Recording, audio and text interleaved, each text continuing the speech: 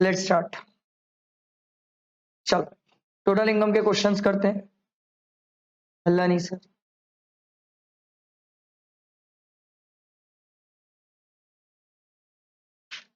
आराम से एक एक करके फॉर्मेट लिखा के सिखा रहा हूं, प्लीज अच्छे से लिखना सीखना, कहीं हड़बड़ी नहीं है, कहीं नहीं भागना है, ना आपको भागना है ना मेरे को भागना है। लास्ट है total income means last thing of the income tax होता ही है, इसके बाद कोई बचा ही नहीं जीवन। आओ पहला क्वेश्चन करेंगे, आराम से, कोई हड़बड़ी नहीं है, सब लिख के करेंगे सर।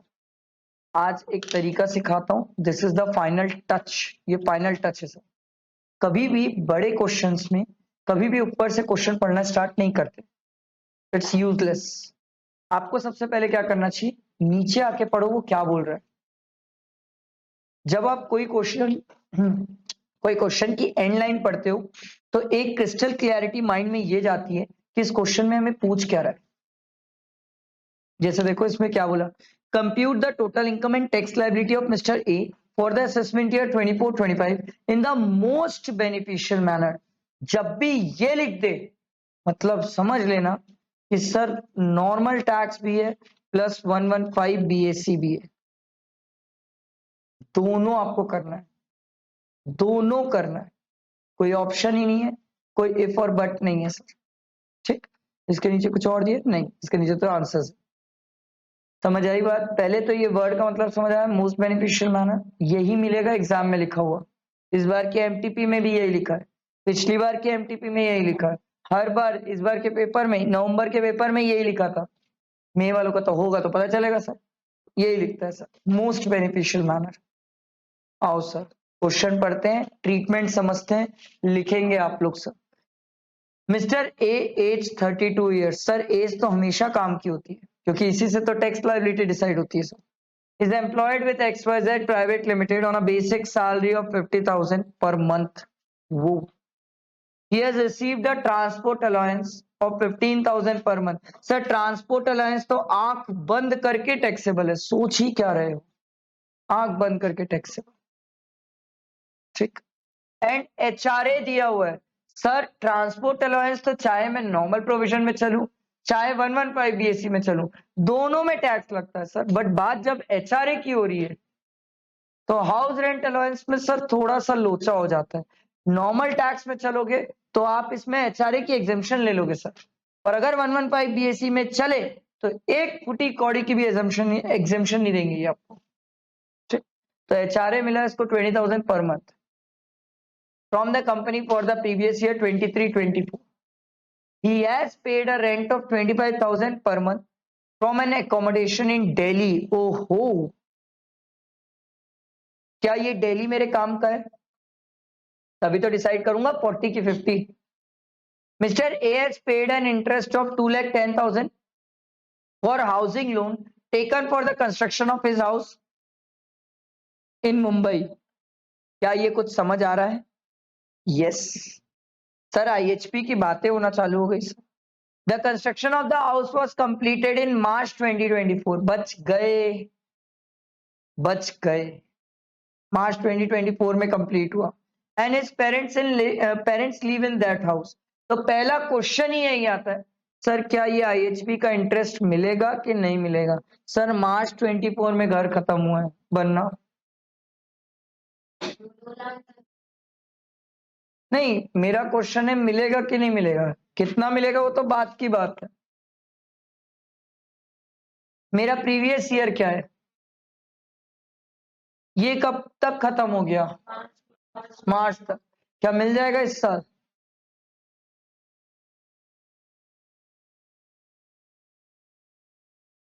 बोलो, आप बोलोगे तो लूंगा, नहीं बोलोगे छोड़ दूंगा।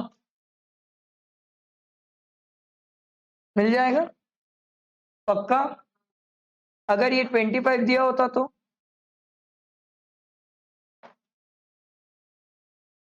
अगर ये 25 दिया होता तो सोचो, बहुत अच्छा पॉइंट है। अगर क्योंकि इस बार एक क्वेश्चन देखा था मैंने, किसमें दिया हुआ है कहीं पर तो देखा मैं, RTP MTP में ऐसे ही किया, 25 दिया होगा तो बताओ।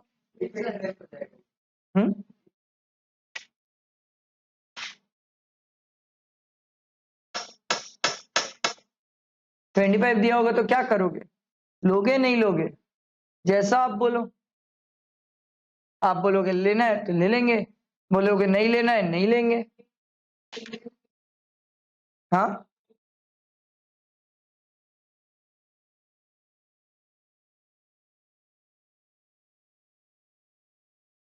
ठीक।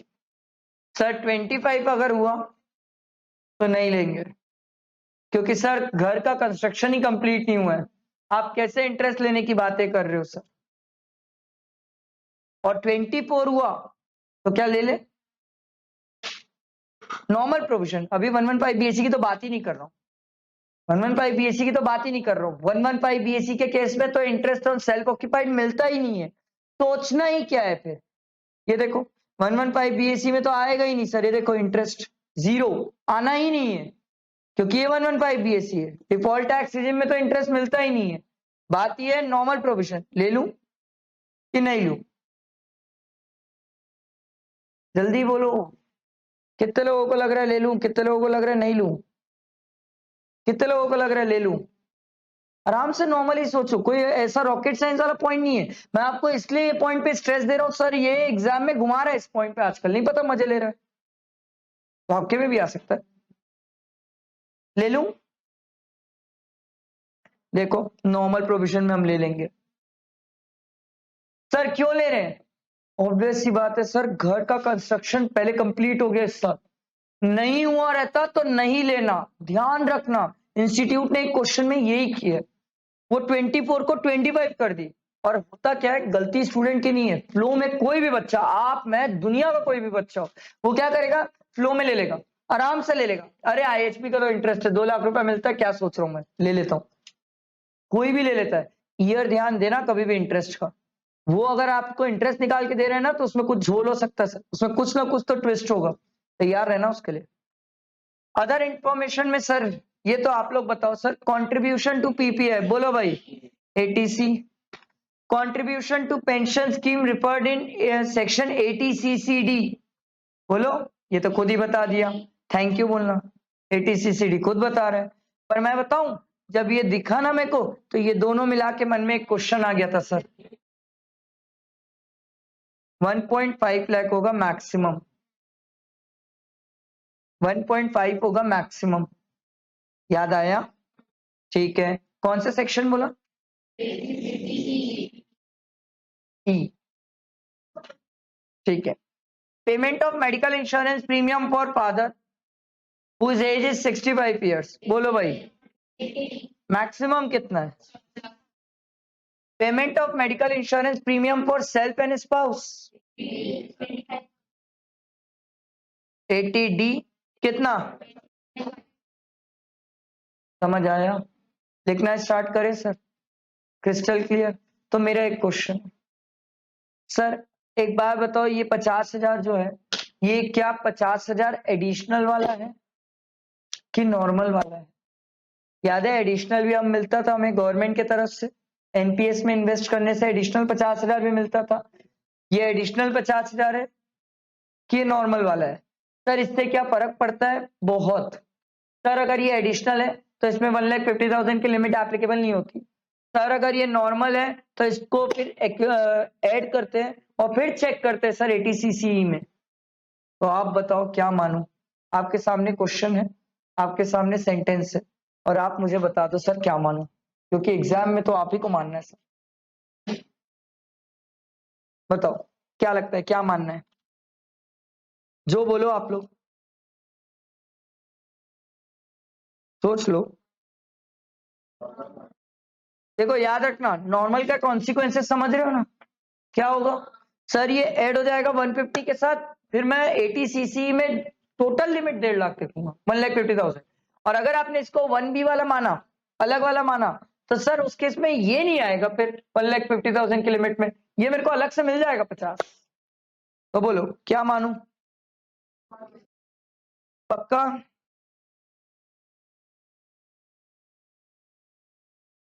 नहीं, परसेंट वगैरह तो कुछ दिया ही नहीं है। कहाँ दिया? देखो क्वेश्चन में, पूरा क्वेश्चन पढ़े हम, परसेंट नहीं दिया। ये भी एक अच्छा पॉइंट है, बताओ ये परसेंट वगैरह तो नहीं दिया, कैसे करो?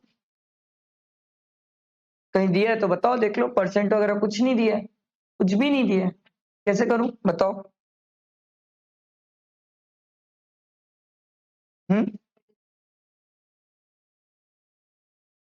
ये भी अच्छा क्वेश्चन कि सर अगर परसेंट नहीं दिए तो क्या ये एडिशनल वाला है? परसेंट नहीं दिया, देखो ना, contribution to pension scheme refer to in section 80 लिख कर छोड़ दिया। ना एम्प्लॉयर का कंट्रीब्यूशन का परसेंट, ना एम्प्लॉय के कंट्रीब्यूशन का परसेंट, कुछ नहीं दिया। बताओ भाई, आप जो जो बोल दो।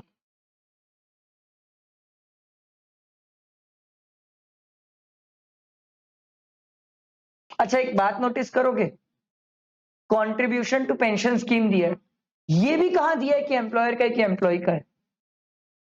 पता है अपन कितनी दुविधा में फंसे हुए हैं। पहले तो ये किसको मैं किसका मानूं, ये दिक्कत। उसके बाद एम्प्लॉयर का है कि एम्प्लॉय का है वो मानूं, फिर उसके बाद परसेंटेज दिया नहीं है, कैसे करें? ध्यान से सुनो समझो। तू पहले बोली थी वो सही था सर, ना एम्प्लॉयर का बताया ना एम्प्लॉय का बता रहा है, बट ये प्रोबेबली जब तक कुछ ना बोले एम्प्लॉय का ही होता है, कंट्रीब्यूशन टू पेंशन स्कीम लिखा हुआ है। तो जब अपन डिटेल एम्प्लॉयज की पढ़ रहे हैं तो होगी भी तो ये चीज एम्प्लॉय की, पहली चीज। दूसरी बात सर ये नहीं बता रहा है कि वो एडिशनल वाला 50,000 है कि नॉर्मल वाला है। सर क्वेश्चन में कुछ ना बोले तो हम इसको एडिशनल वाला मानेंगे, और अगर एडिशनल वाला मानते हैं तो इसमें 1,50,000 की लिमिट एप्लीकेबल। बोलो होगी नहीं होगी? नहीं होगी। चलो अब क्वेश्चन बनाना सीखते हैं और पूरा तरीके से लिखना सीखते हैं सर, ठीक है? एकदम अच्छे से लिखना सीखो सर एग्जाम के लिए, ये फुल एंड फाइनल टच है सर, ठीक है? क्वेश्चन एग्जाम में यहाँ भी क्वेश्चन मत लिखना, एग्जाम में यहाँ लिखोगे याद है आंसर। अब वो 1 का ए है 2 का ए है ये तो समय ही बताएगा सर, वो तो मेरे को कैसे पता? ऐसे अंडरलाइन करोगे और उसके बाद लिखना स्टार्ट करोगे।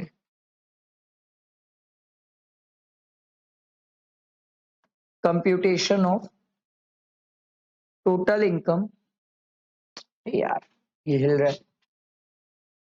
Computation of total income and tax liability लिखा हुआ है, yes, and tax liability of mister, क्या नाम है ये बंदे का, नाम बताओ। आप चाहो तो इंस्टीट्यूट मैट ओपन कर सकते हो, मोबाइल में ओपन कर सकते हो, आज के स्मार्ट बच्चे हो, इंस्टीट्यूट मोबाइल में भी प्रोवाइड करती है। Mister A, computation of total income and tax liability of mister A under, पहले अपन चल रहे नॉर्मल प्रोविजन, फिर चलेंगे default tax regime 115 BSE. Sir क्या पहले 115 बीएसई नहीं कर सकता? आपकी चॉइस, आपको जो पहले करना है आप कर लो, जो आपकी इच्छा, आप जिसमें कंफर्टेबल हो। Under normal provision for the assessment year, कौन सा असेसमेंट ईयर?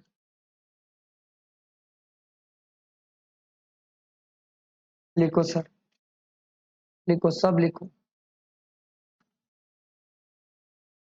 लिखो, फिर लाइन ड्रॉ करना स्टार्ट करो।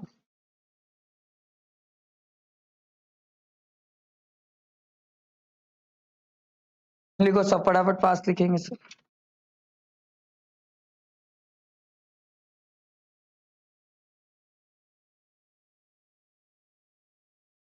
लिखे, चलो लाइन ड्रॉ करेंगे सर, सब लाइन ड्रॉ करो।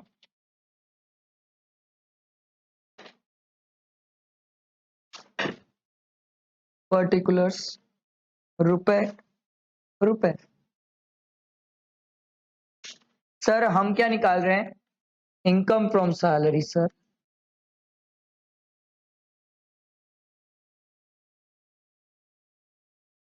इनकम फ्रॉम सैलरी सर, यहां तक लिखो, फिर अपन स्टार्ट करते हैं।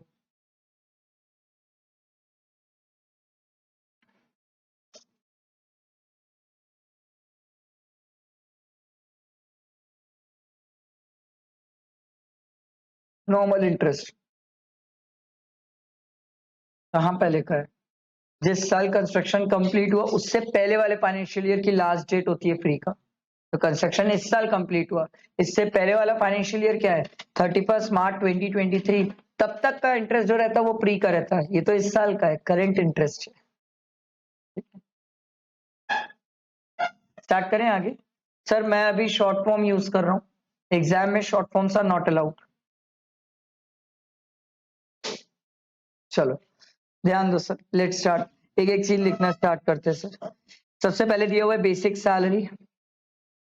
सर आप भी लिखेंगे बेसिक सैलरी एग्जाम में, और ऐसे लिखेंगे सर 32,000 इंटू 12। ये कितना आ रहा है? ये तो आप लोग को बताना पड़ेगा मुझे।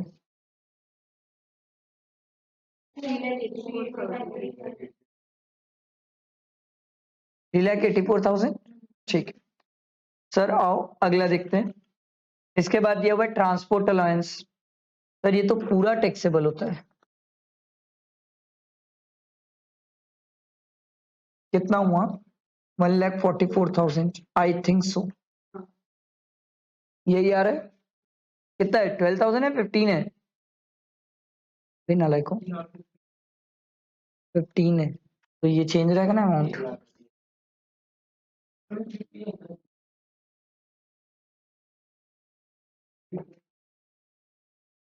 अरे रे रे, तो बोलना चाहिए ना नालायक को। एक नंबर के नालायक। 50,000 इंटू 12, 6 लाख। सर ये 15,000 इंटू 12, 1,80,000। अब बात आती है, तीसरा है HRA। दो तरीके, एक यहीं पर HRA की एग्जेम्पशन निकाल दो, दूसरा वर्किंग नोट में जाके निकालो। सर दोनों में से कौन सा presentation better? It's your choice, आपको जो लगता है ठीक।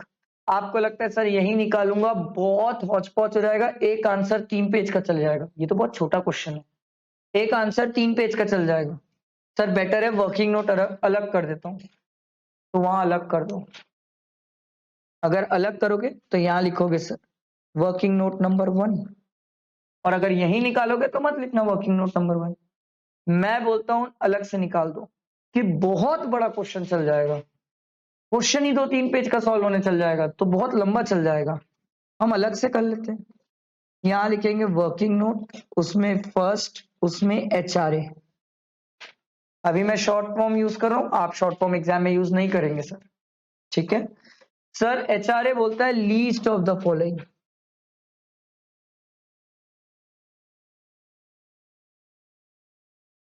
Least of the following. Sir पहला क्या था? Actual HRA received. कितना दिया हुआ एक्चुअल HRA रिसीव्ड? आओ क्वेश्चन में देखते हैं। HRA 20,000 पर मंथ दिया हुआ है, ओके।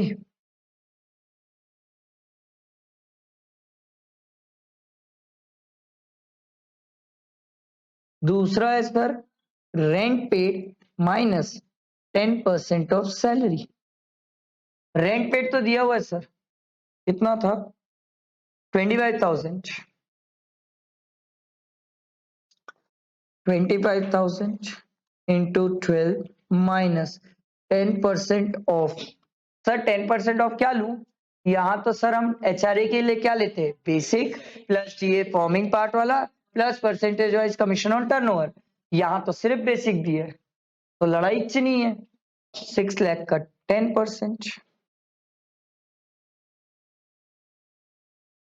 अब ये माइनस माइनस करके बताओ कितना आ रहा है? सेम 240 चाह रहा है। तीसरा सर 50% ऑफ सैलरी। सर 50 क्यों लिया, याद है ना? दिल्ली है ये, ठीक है। सैलरी तो हमारी 6 लाख थी। बताओ कितना आ रहा है? सर तीनों में विच एवरेज लोअर कितना है? 2,40,000। मिला कितना है? सर को टैक्सेबल आएगा क्या? नहीं। नहीं। अगर मैं नॉर्मल प्रोविजन के हिसाब से चल रहा हूं तो नहीं। एचआरए के हिसाब से होता तो पूरा 2,40,000 टैक्सेबल हो जाता, क्योंकि एग्जेम्पशन ही नहीं मिलती। अब यहाँ पर मैं इसको प्यार से देखो सफाई से लिख सकता हूँ, अरे लिखना ही नहीं है, यहाँ पर डैश कर देंगे। आया समझ, बैठा दिमाग में, क्लियर हुआ सबको? आप यहाँ पर चाहो तो एग्जाम में ब्रैकेट में लिख सकते हो एग्जेम्प्ट हो गया सर। कैलकुलेशन तो आपने बता दिया सर, एग्जेम्पशन कैसे हुआ, क्लियर हुआ? आगे बढ़ते सर। और कुछ दिया हुआ है क्या? He paid an interest of 2,10,000। Sir वो तो बात की बात है, पहले तो सैलरी में बातें करो ना सर। सैलरी में इसको ऐड किए तो हमारा कितना आ गया सर? ग्रॉस सैलरी कितना है? 7,80,000। सर माइनस करेंगे सर स्टैंडर्ड डिडक्शन सर, कितनी? तो कितना आ जाएगा? 7,30,000। लिखो यहां तक सब फास्ट, इसके बाद आगे बढ़ेंगे। अब कुछ लोग क्या करते हैं, 7,30,000 यही लिख देते हैं, उसके बाद वो यहां जाके 7,30,000 लिखते हैं, ये भी सही है। कुछ लोग इसको यहाँ लिखते ही नहीं है, यहाँ नहीं लिखते, डायरेक्टली आउटर कॉलम में 7,30,000 लिख देते। बोथ अप्रोचेस सही, आपको जो एग्जाम में जमता हो। बस याद रखना, मैं जब इनकम फ्रॉम सैलरी चेक करूं तो मुझे 7,30,000 अलग दिखना चाहिए। समझ आई बात? क्लियर हुआ? आगे बढ़ते हैं। ठीक, ये कहानी हो गई सर 7,30,000 की। अगला हेड होता है सर हमारा income from house property.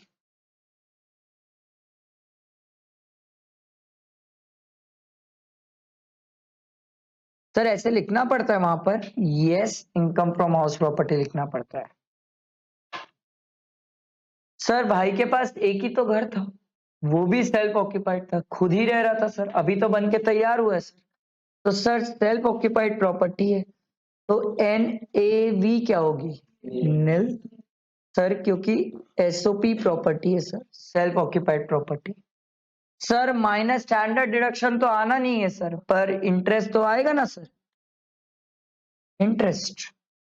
Sir 2,10,000 interest दिया है सर, एग्जाम में लिख के आओगे, ऐसे लिखोगे आगे, रेस्ट्रिक्टेड टू 2,00,000 रुपीस। आ रहा है समझ? ठीक है, सेल्फ ऑक्यूपाइड का केस मैक्सिमम कितना इंटरेस्ट मिलता है? 2,00,000। तो सर प्रैक्टिकली क्या यही 2,00,000 का लॉस हो गया?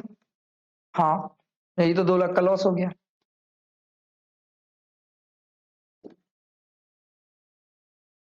लॉस, यहां तक समझ आया तो बताओ, फिर आगे बढ़ते हैं। बढ़े आगे? ठीक है सर, इसके अलावा इस क्वेश्चन में 2 हेड के अलावा कोई और इनकम दिखी नहीं? कोई दिखी तो बताओ, लॉटरी वाली तो नहीं है कुछ ना?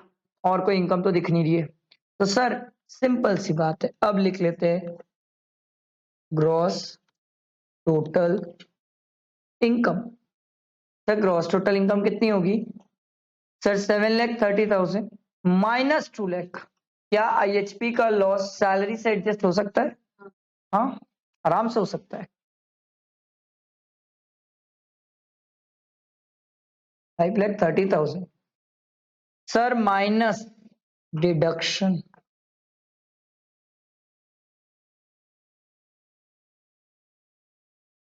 अब डिडक्शन लिखने के बाद इसको अंडरलाइन करूंगा सर, क्योंकि डिडक्शन की लिस्ट होती है सर। आओ लिस्ट देखते हैं। Contribution to PPF 1,50,000 sir, ATC PPF 1,50,000। अगला, अगला था sir ATCCD pension scheme sir, ATCCD pension scheme. मैं अभी शॉर्ट में ऐसे लिख रहा हूं, आप अच्छे से लिखेंगे 50,000। ठीक है, आप इसमें ATCCD 1B लिखना, क्योंकि ये एडिशनल वाला है, ये 1,50,000 की लिमिट पे ही नहीं जाता है। आगे और कौन सी डिडक्शन है? मेडिकल इंश्योरेंस सर, पापा का कराया सर, 80D लिखूंगा, ऐसे नीचे अंडरलाइन कर दूंगा, क्योंकि दो दो है ना सर, एक तो फादर का है जो कि 50,000 है, एक मेरा सेल्फ है sir, self and spouse 25,000। Sir add करके बताओ कितना आ रहा है? 2,25,000 आ रहा है क्या? बताओ भाई। 2,75,000, ठीक है, 2,75,000, ठीक सर। अब लिखूंगा total income, total income sir minus करो, है सर 2,55,000। यहां तक किसी को कुछ नहीं समझ आया या कोई चीज नहीं आ रही है तो बताओ।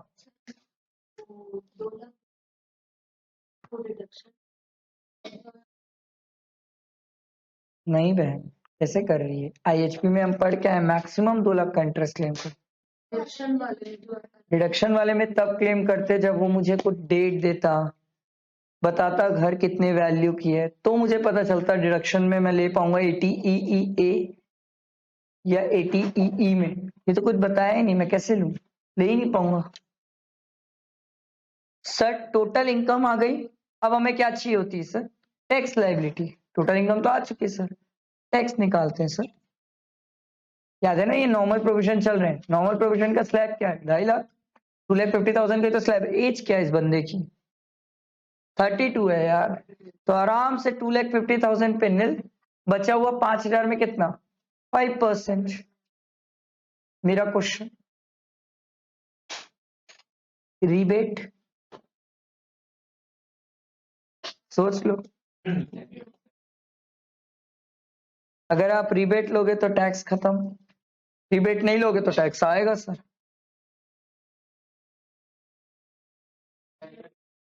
जी सर, 87A में ही रिबेट सोचना है आपको,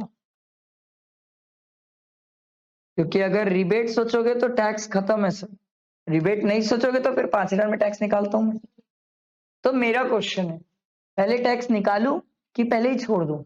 पहले निकालो फिर रिबेट लो। कई लोग टैक्स ही नहीं निकालते हैं। इंस्टीट्यूट पूछी क्यों? बोले वहां रिबेट थी, तेरे को इतना नहीं समझ आता है, अनपढ़ है क्या? अरे इंस्टीट्यूट बोली टैक्स तो निकाल भाई, तब तो पता चलेगा रिबेट है कि नहीं है। ठीक है, तो सर पहले तो टैक्स निकालना है सर, निकालो टैक्स और बताओ मुझे भी। अबे सर टैक्स 250, ठीक है, फिर लिखेंगे sir rebate under 87A 250, finally tax liability nil. समझ आया?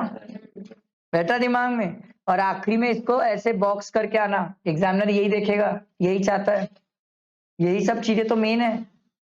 आपको क्या लगता है वो आपको अंदर का ये सब पढ़ने जाएगा? इसके पास इतना टाइम नहीं है अंदर पढ़ेगा वो, सीधा हेड की इनकम देखेगा, गलत गया मार्क्स। अंदर करो जो करना है, ठीक है? आई बात समझ? ये थी आम जिंदगी। अब चले मेंटोस, ये तो आम जिंदगी थी ना सर। अब 115 BSc के लिए हमें क्या करना चाहिए? 115 BSc के लिए आपको सिंपल सी बात है, आपको चालू किससे करना चाहिए? हाँ, चालू किससे करना चाहिए? टोटल इनकम से सर, ग्रॉस टोटल इनकम से चालू करो, क्योंकि सर 115 BSc में डिडक्शन तो मिलती नहीं है सर, कुछ ही डिडक्शन तो मिलती है ना, उसके अलावा तो मिलती नहीं है। तो फिर क्या मगजमारी करोगे? इससे अच्छा बेटर है ग्रॉस टोटल इनकम से चालू करो। एक स्टूडेंट बोला सर वापस पूरा नहीं बना सकता, बना ले, आपके पास टाइम है तो बना लो। मैं होता तो नहीं बनाता, पागल हूं मैं बनाऊंगा? कल खत्म ही नहीं होगा क्वेश्चन, फिर तो मेरा हो गया वापस इतना फॉर्मेट लिखने में तो गया मैं, जान निकल जाएगी मेरी। सर सीधा ग्रॉस टोटल इनकम से चालू करते हैं, आओ सर। सर क्या फिर से लिखना पड़ेगा? यस, यहाँ पर आपको फिर से लिखना पड़ेगा, computation of total income for and tax liability of mister, क्या नाम है, मिस्टर ए ठीक है, under default tax regime for the assessment year 24-25 लिखो ना लिखो, कब लिखेंगे? मैं वेट कर रहा हूं आप लोग का, लिखो।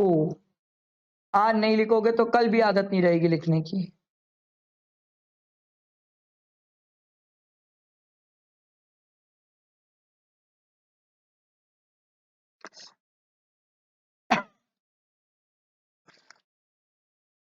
लिख लो तो बताना। बताओ यार, ये है पर्टिकुलर्स, ये है रुपए, ये है रुपए।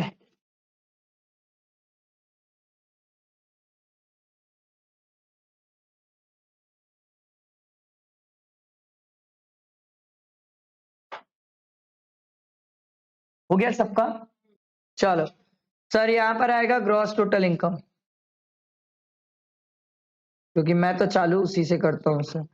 ग्रॉस टोटल इनकम कितनी थी मेरी, प्लीज एक बार याद दिलाओ। 5,30,000। पहला, सर मैं सैलरी का एचआरए ऐड कर दूंगा। सर क्यों? अरे भैया 115 बीएससी में कोई एग्जाम्पशन नहीं है, तो एचआरए लिख लेता हूँ। कितना मिला सर मेरे को? 20,000 इंटू 12। ये सैलरी का एचआरए हुआ।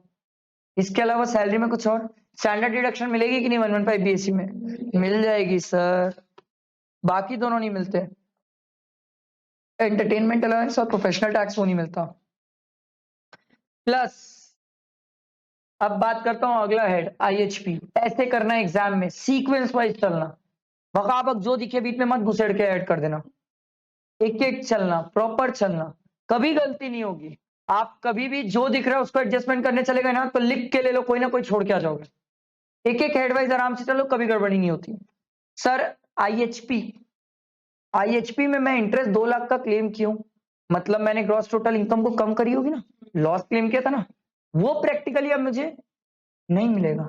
तो यहां क्या करूं, प्लस करूं माइनस करूं? समझ आ रहा है? इंटरेस्ट कितने का? 2 लाख की 2,10,000? 2 लाख, 2 लाख जितना क्लेम किया उतना ही तो ऐड करूंगा। और कुछ जो आपको लगता है हम जो छोड़ दिए या कुछ बच गया? नहीं, डिडक्शन तो आया ही नहीं है मैम, ये तो ग्रॉस टोटल इनकम से हम चालू किए, टोटल इनकम से थोड़ी चालू किया, मैं तो ग्रॉस टोटल इनकम से चालू किया। सर इसको ऐड करो, आएगी टोटल इनकम। बता दो ऐड करके कितना आ रहा है? 9,70,000। अब टैक्स निकालना पड़ेगा। अच्छा, इसका टैक्स अलग निकलता है, यू नो दैट। पहले 3 लाख तक नील, अगले 3 लाख में 5%, नेक्स्ट 3 लाख में 10%, नेक्स्ट 3 लाख में 15%। तो इसमें टैक्स अलग निकलता है, निकालो टैक्स, टैक्स तो निकालो।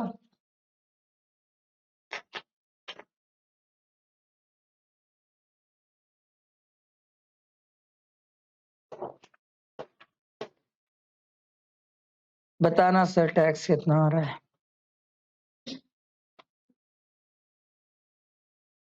सब एड करके बता रहे हैं, बेसिक मतलब वो टैक्स बता रहे हैं, 4% ऐड नहीं किया है।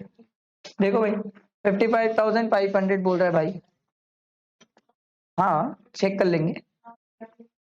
55,500 आ रहा है सबका, कर लो सर कर लो, कोई गड़बड़ी नहीं है। प्लस 4% भी करेंगे हम, 4% ऐड करके बताओ कितना आ रहा है?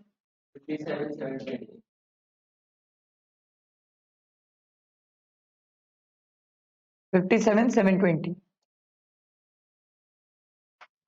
अच्छा, अब एक स्टूडेंट का मन में क्वेश्चन है, सर इसमें भी तो रिबेट थी, इसमें भी तो रिबेट है। 7 लाख तक 25,000 की रिबेट, 7 लाख के ऊपर जाते तो स्टेप 1 2 3 आ जाते पिक्चर में। एक काम करते हैं, जस्ट फॉर प्रैक्टिस, वैसे तो आंख बंद करके दिख रहा है रिबेट नहीं आएगी, बट फिर भी जस्ट फॉर प्रैक्टिस मैं आपको सिखा देता हूँ, ताकि आपके भी तो दिमाग में रहे कि ये क्यों नहीं आ रही है और सर को ऐसा क्यों सूझ रहा है।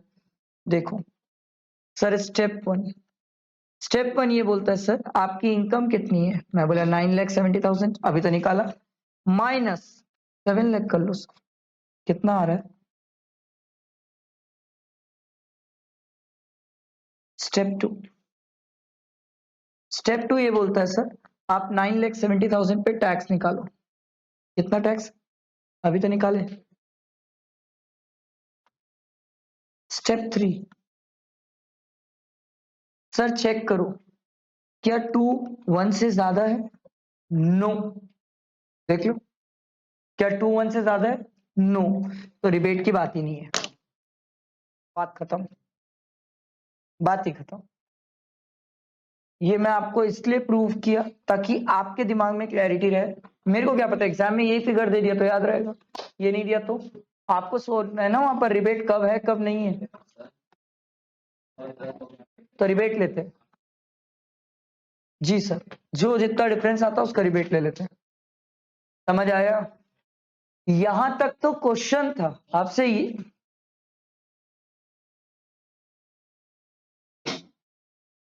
मेन क्वेश्चन ये थोड़ी था, ये क्वेश्चन मेन थोड़ी था सर। क्वेश्चन आपसे क्या पूछा था सर, आपने क्वेश्चन आपसे ये पूछा था compute the total income and tax liability of mister A for the assessment year 24-25 in the most beneficial manner. क्या करें हम इसका,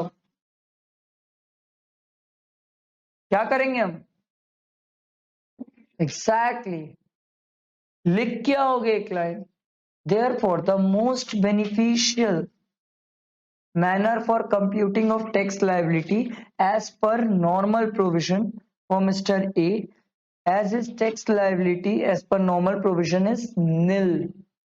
ये लिख के आना, नहीं लिख के आए तो 15 मार्क्स से क्वेश्चन में 2 तो मैं पहले ही काट दिया हूं, कंक्लूजन नहीं है, बचपन से सीख रहे हैं कंक्लूजन तो लिखना ही है, ब्लड में बैठा लो ये बात, कंक्लूजन लिखना है मीन्स लिखना है, कोई ऑप्शन नहीं दे रहा मैं,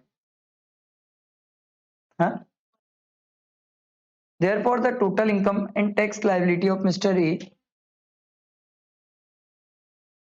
is nil. Therefore, total income and tax liability of Mr. A, या सीधा आप टैक्स लाइबिलिटी लिख सकते हो, टोटल इनकम भी ना लिखो तो चलेगा। Therefore, the tax liability of Mr. A is nil under normal provision. बस under normal provision is nil। और याद रखना ये लाइन को तो बॉक्स में ही करके आना, एग्जामिनर को हम एंड कंक्लूजन दे रहे हैं, देख ले भाई तेरे पास टाइम नहीं है तो यही चेक कर और पूरा मार्क्स दे, अगर टाइम ही नहीं है तो यही चेक कर मार्क्स, टाइम है तो पूरा पढ़, कौन मना किया, हम तो वैसे भी सही निकाले। समझ आई बात, बैठा दिमाग में, क्लियर हुआ सबको, ठीक है सर, आज यहीं पर रुक जाते हैं अपन।